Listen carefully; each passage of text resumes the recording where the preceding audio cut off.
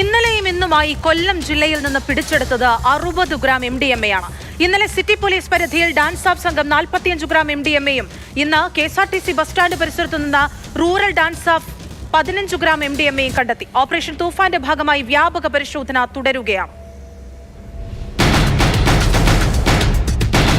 Operation തൂഫാന്റെ ഭാഗമായി ജില്ലയിൽ വ്യാപക പരിശോധനയാണ് നടക്കുന്നത്.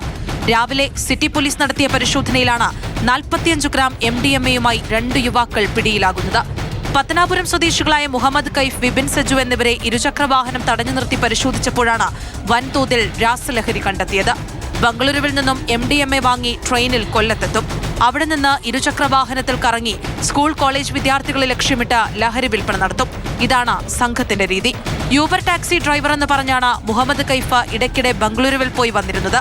കൊല്ലം സിറ്റി പോലീസ് കമ്മീഷണർക്ക് ലഭിച്ച രഹസ്യ വിവരത്തെ തുടർന്ന് നടത്തിയ അന്വേഷണത്തിലാണ് ലഹരി കണ്ണികൾ കുടുങ്ങിയത്. കഴിഞ്ഞ 1 മാസമായി പ്രതികൾ ഡാൻസ് ഓഫ് സംഘത്തിന്റെ നിരീക്ഷണത്തിലായിരുന്നു. ഇന്നലെയാണ് കൊല്ലം KSRTC ബസ് സ്റ്റാൻഡ് പരിസരത്ത് റൂറൽ ഡാൻസ് ഓഫ് സംഘം പരിശോധനയ്ക്കെത്തിയത്.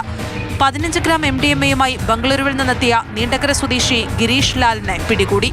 ബംഗളൂരുവിൽ നിന്ന് ലഹരിയുമായി ചെങ്ങന്നൂരിലെത്തി അവിടെ നിന്ന് ബസ്സിൽ കൊല്ലത്തേക്കുള്ള യാത്രക്കിടെയാണ് പിടിവീണത്. ഇയാൾ വർഷങ്ങളായി ലഹരി കാരിയറാണെന്ന് പോലീസ് പറഞ്ഞു. 2 കേസുകളിലും വിശദാന്വേഷണത്തിലാണ് പോലീസ്. വരും ദിവസങ്ങളിലും പരിശോധന തുടരും. മാതൃഭൂമി ന്യൂസ്, കൊല്ലം.